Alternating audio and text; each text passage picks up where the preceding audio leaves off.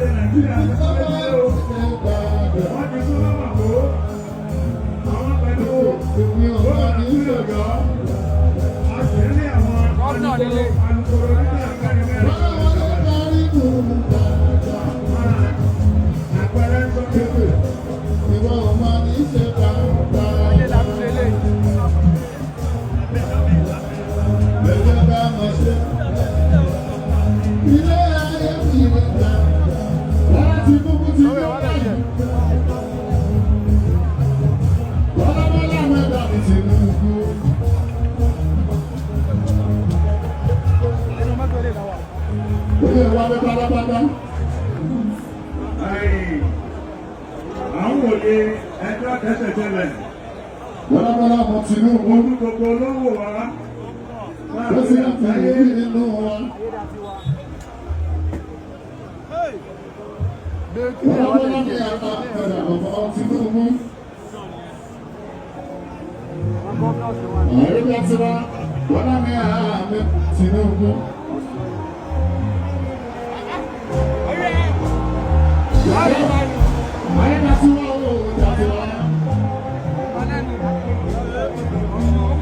Láti padà rẹ̀ pẹ̀lú Báyọ̀.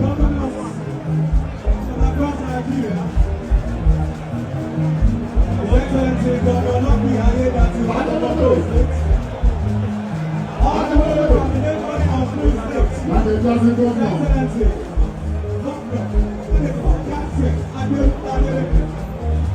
Sínútọ̀ ọ̀rọ̀ jásí Adémọ́lá. Ìmọ̀lẹ̀ o, ìmọ̀lẹ̀ o, ìmọ̀lẹ̀ o, ìmọ̀lẹ̀ o.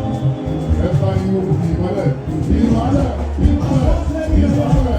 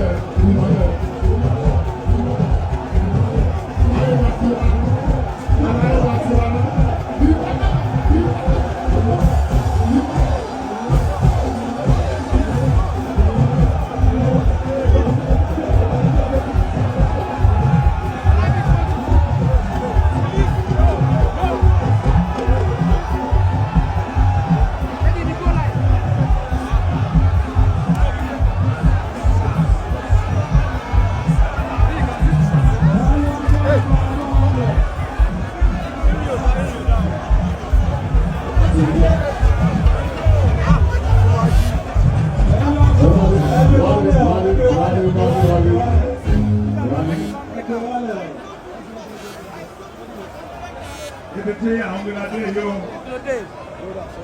àwọn gómìnà gómìnà tí wọ́n rí wọlé lọ́pọ̀ kẹ́ẹ̀dẹ́gbẹ̀. Shall we please rise to welcome President of the Federal Republic of Nigeria, Commander-in-Chief of the Armed Forces.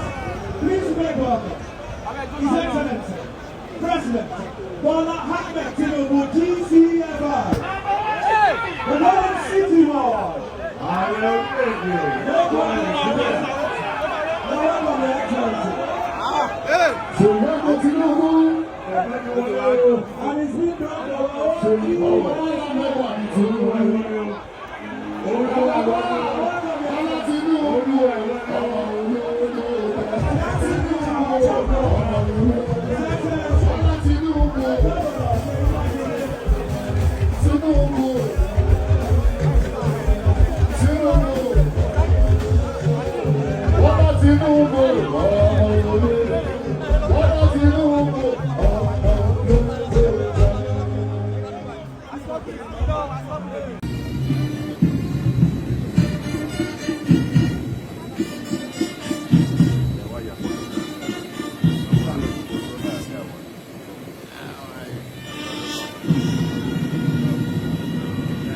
And his new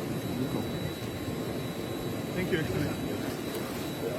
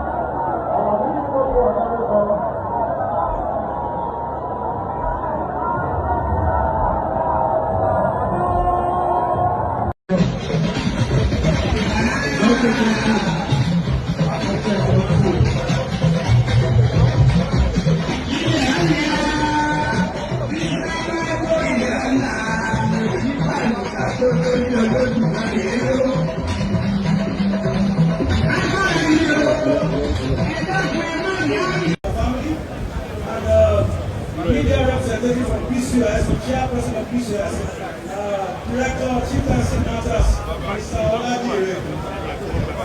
That would be all from the coronation.